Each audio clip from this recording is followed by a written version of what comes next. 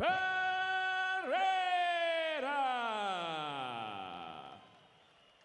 And across the cage, his opponent fighting out of the red corner. He is an MMA practitioner. He stands 167 centimeters tall. His official weight, 63 kilos. His pro record stands at 16 victories, opposite 4 defeats. Fighting out of Narin, Kyrgyzstan. Here is Kanat Tyson Keldibekov.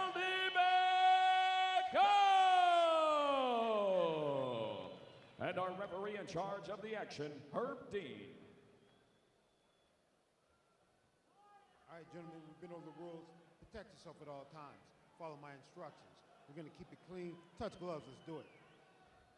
So we are set for this bantamweight contest. Looking at the tail of the tape. Slight reach advantage for Uolter. Pretty much match like for like. They will test those skill sets now in this ACA cage. Pereyra in the grey and blue Vale Tudo shorts, blue corner taking on Kanat Keldibekov. In the black and gold shorts, red corner, me, Brian Lacey, alongside Brad Pickett calling the action. Pereyra starting the fight with a nice inside leg kick. Yeah, And he again. he also landed a nice little left hook as well. Oof.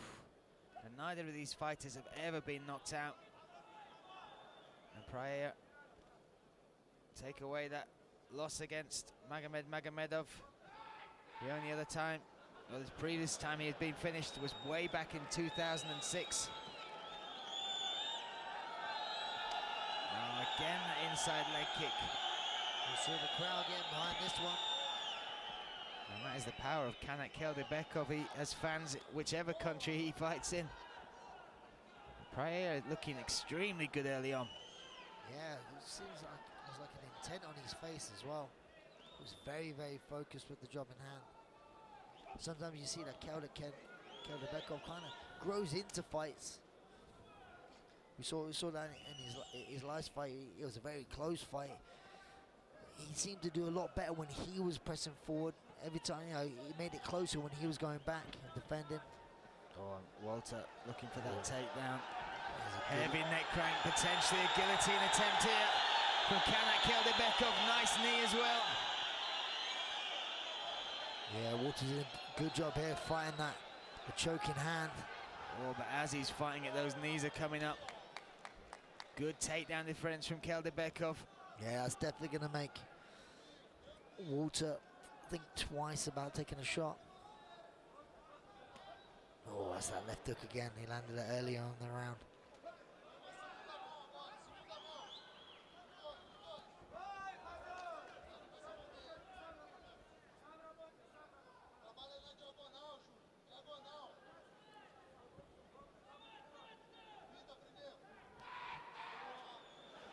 There's another one. I don't know what to say in the crowd. They say it a couple of times and everyone starts laughing. Must be one of Keldibekov's fans. He does bring them, especially here in Kazakhstan. Uolter Pereyra coming over the top with 2 hooks.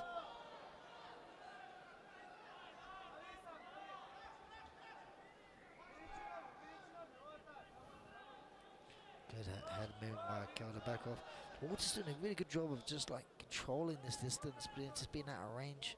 And then he done it a couple of times. He jumps in. Yeah, done that good little Superman punch as a GSP kind of technique. And you need to be so careful with range with Kanat as well. He'll happily turn this into a brawl. Such faith in that chin. He's one of those fighters that just looks tough as well. Yeah, he does. You know, I mean, like, even if we didn't see him in the cage, I saw him out on the street. If he didn't have cauliflower ears, I'd be like, this guy's a fighter. Or you can turn this guy into a fighter. To be fair, looking at his ears, they actually don't look like cauliflower. Especially if someone's had over 20 fights. Oof. Just, oh, that's a nice left hook there from Kanat. Yeah, that's got him going. And now he's pushing up against the cage, Uolter Pereyra. Yeah, that's the most successful bit of work there by Kanat Keldibekov. Got him and the crowd going. And he's definitely got the attention to Uolter now, who's now on the back foot. You talked about it in the build-up to this. Kanat Keldibekov is very much a front foot fighter. If you give him that momentum, you show him a sign that he's edging in front, he'll take it. Put that pressure on, keep pushing you back. Ooh, sound of that leg kick from Pereyra. Oh, good jump knee there. He's a very intelligent fighter. You know, showing multiple weapons, but there's Kanat Keldibekov weapon where he just opens his arms many times and tries to turn it into a bit of a dogfight. Managed to get a takedown. Like a bit. Uolter Maybe respect that grip on the neck. I can't really see. Oh, it. that looks deep. And he's got that leg tied up as well. But he's okay. It's got to be hard to finish it from that side, though. Unless he has a high elbow, which he doesn't. He's not going to finish this. It's tight.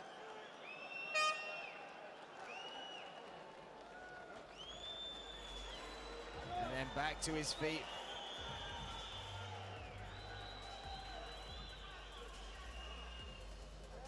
There's a bit of a welt above the eye of Uolter, the right eye. I think that might have been that leading, jumping left hook. There you go, just there. But there's some. Oi. This is the takedown. That's the end of the round there. He tries to lock that up, but it can be very difficult to finish someone from that angle. Yeah, I mean, unless you have a high elbow guillotine. He doesn't have an arming guillotine. Very hard, not saying impossible, but very hard to finish from side control. Half guard, sorry. So now we move into round number 2, and as soon as Kanat Keldibekov gets up off his stool, the crowd cheering.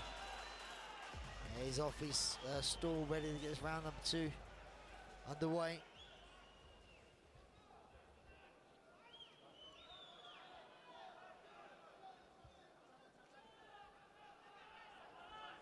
Good contest here at ACA 105. These bantamweights matching each other strike for strike, like for like. Touch gloves, Pereyra. Blue corner, Kanat Keldibekov in the red. That inside leg kick is working well for Pereyra, but this kind of reminds me a little bit like Kanat Keldibekov's last fight. Each fighter doing the better work when they got pressing forward.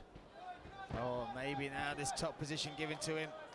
Yeah, that was a bit of fortunate way that Kanat Keldibekov fell to the floor. Oh, now he's working hard to get back. Trying to get a little bite of that neck. Nice knee as well, but look at the strength of Kanat Keldibekov. Oh, there's a issue with the cup there. Yeah, a bit of a... I wondered what was going on there. You could see Walter Pereyra looking at Herb Dean, and then you could see the cup was, I think it shifted. Yeah, it's not, I mean, there was no kind of groin strike in any way. So I don't know if you're allowed to do that. Can you stop the action if you're having a bit of a wardrobe malfunction? Because what would happen then if Kelder came forward and started in front punches? I guess it's more of a sportsman-like sort of thing. Oh, Keldibekov now stepping in again. They both like it. Nice jumping lead and left hook. They also both don't want to give up any ground. It's strike for strike in this second round. Yeah, you see in round 1 and round 2, both had their time pressing forward. Both had success as well in different areas.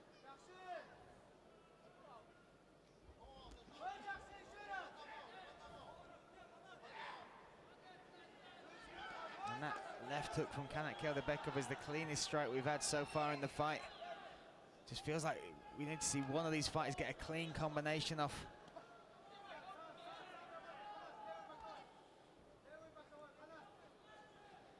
Yeah, nothing from either of them really like standing out.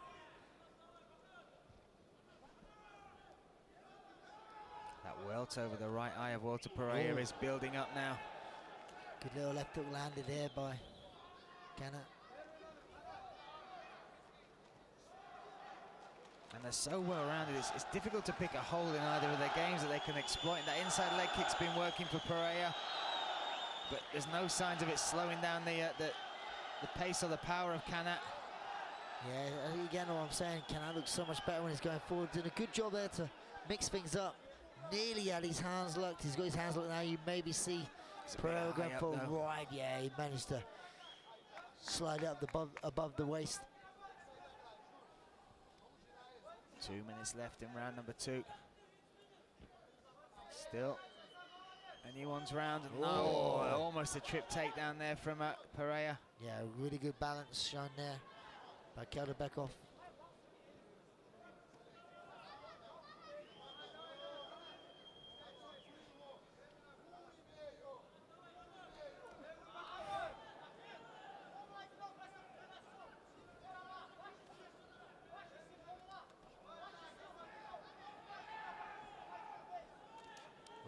First high kick shown. Glad to see Pereyra set up some of these shots. He's not used the jab at all, really. As also, I say that, he pours it out. But also, he's not using combinations. He's like throwing one shot. There's one high kick, one jumping hook, one right hand, one jab. There's no combination where you see Kanat's throwing a couple of. You miss a couple, but he throws a couple. It's amazing, and we talked about it in his last fight. The way he came back, pressure is such a big part of his game. Oh, and again, Pereyra looking for this guillotine. It's going to be difficult to finish. Look at the grimace on the face. Oh, but equally, look at that grimace on Kanat Keldibekov. Yeah, I know that he'd be safe. He's been like, yeah, again, it's hard enough vision. He puts a lot of pressure on, but you kind of, you know, you're going to weather the storm a little bit now. Unless he could change it to a high elbow guillotine, there's no way. Unless he could replace his guard back in or use it to sweep like he's doing now. He's doing that from the side. Good balance shown by Keldibekov. That could be, he could finish this from this position. I don't think so, to be honest, Brian. He needs to get the amount. He's just contorting the neck quite a bit here. Oh, can he adjust? Wow, listen to the crowd as they get back to their feet. Yeah, how much that attempt did that take out the arms out of Uolter? Oh. But you've got to ask in the eyes of the judges, was that the closest anyone came to any significant chance of finishing the fight there? Indeed. You know, it also depends on the level of awareness of the judges, if they know, you know, and how bad that was. But you saw, look at Keldibekov's face. It wasn't discomfort, but me knowing that position quite well myself, knowing that he would survive that move, especially knowing Keldibekov as well. So let's have a little look. This was the early on. A lot different now. In the corner, Keldibekov getting a rub down on his legs, where in the end of the first round he was already up on his feet now. Choosing to take it to 4 minutes. This is that transitions here. That was the first takedown attempt. No, that was the end of the round. Okay. That was just after the guillotine attempt from Uolter Pereyra. Yeah, again, Brian, we've had a few tonight, very, very close fights. Coming into the third round, you think either fighter could pull away with this. Without a doubt. As she just goes with the matchmaking here at ACA, very, very evenly matched contests tonight. They touch gloves. Third and final round here in this bantamweight contest. Kanat Keldibekov, red corner, Uolter Pereyra in the blue. We could be one apiece here, Brad. Arguably one apiece.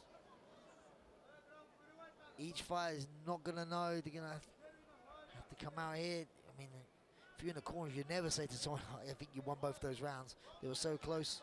Oh, there you go. That's a good left hook there. Wobbled him a little bit. What a chin, though. As I said, neither of these fighters have ever been knocked out. I think it made it look worse as well, because he was throwing a kick at the same time, so he lost his balance. But now straight away, if I was Uolter, I got to think that looked good, so I need to get after something here. You know. Also, the crowd noise every time Keldibekov even taps him with anything. Oh! It's flying jump knee there. Is he going to survive this, Brian? Wow. He dropped hard. Was close to finishing that. Now Uolter Pereyra on the back. Can he finish? Kanat Keldibekov. That is under the chin, Brad. Look at the toughness by Keldibekov. Oh no, that's out now. He's in mount. Uolter Pereyra He is in complete survival mode, Brian. That jump knee was exquisite, connected with the chin, dropped Kanat Keldibekov. How he survived that. But now he's got to stave off the attacks from the back from Uolter Pereyra.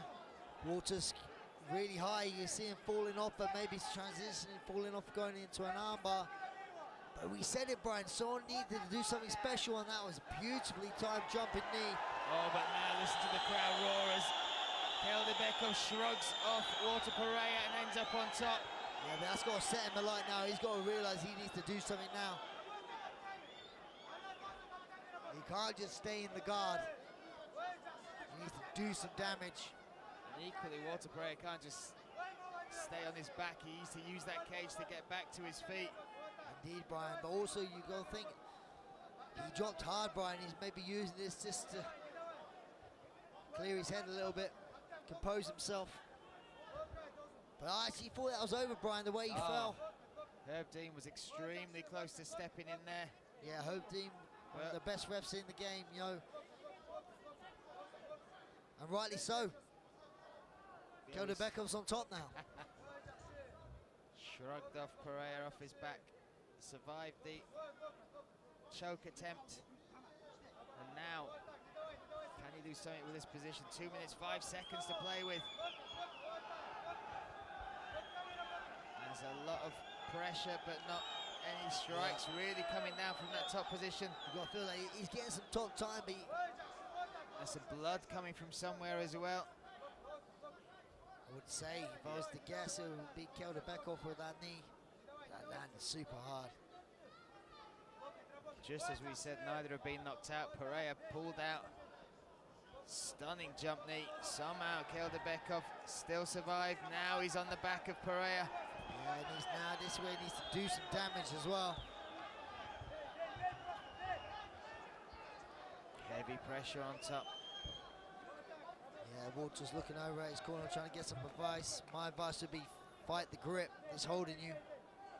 And just mind out again that keeping your left elbow close to you, so you're not going to give up a hook. Oh, he might shrug him off here, but Kanat drags him to the mat. What heart in this warrior, Kanat Keldibekov. Almost finished, almost knocked out for the first time in his career. This is the thing though, Brian, we have Keldibekov in the other rounds as well, where I believe has more top time, more cage control, but who's been closest to finish the fight? Few submission attempts by Uolter, and also that beautiful flying knee in this round. Clock is ticking, 30 seconds now left. Oh, nice short elbow from inside the guard there from Kanat Keldibekov. Yeah, I mean, I'm super impressed though. He literally changed this round from survival mode. Now he's finishing on top, looking strong.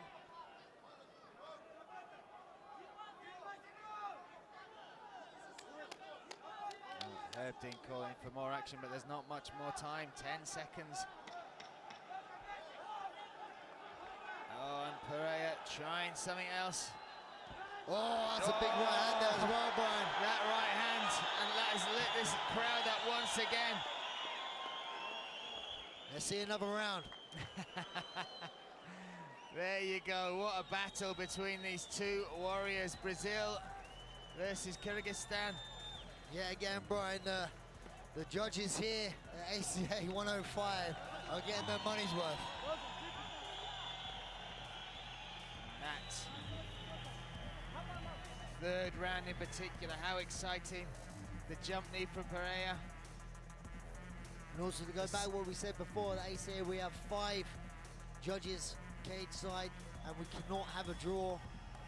Well, let's see. You talk us through some of this action, Brad. This is that beautiful jumping knee just to hit the bottom, and I was super impressed with the survivability of Keldibekov.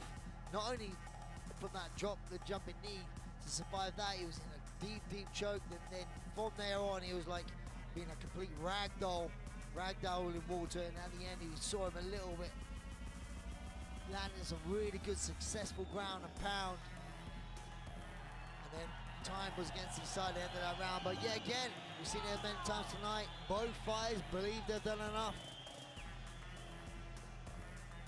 Crowd happy with that performance. The scorecards are being collected as we speak. Which way would this one go?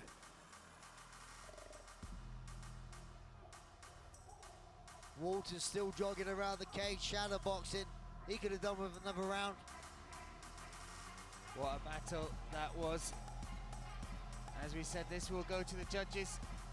Herb Dean will bring these two athletes together and we will make it official. To do that, let's hand it to Jeff Houston.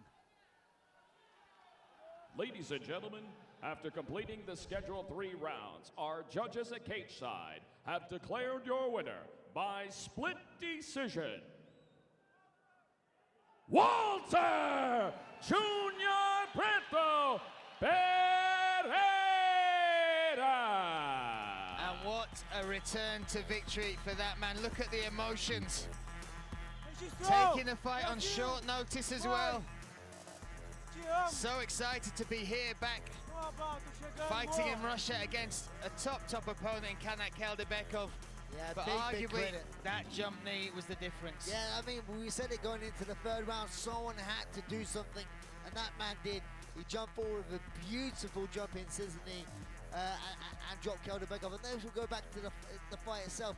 Yes, Keldibekov had quite a lot of cage control and cage time, but it was this man here right now who's getting applause from the crowd, who was the closest man to finishing this fight. Ladies and gentlemen, please welcome to the cage from Brazil, Carlos Eduardo.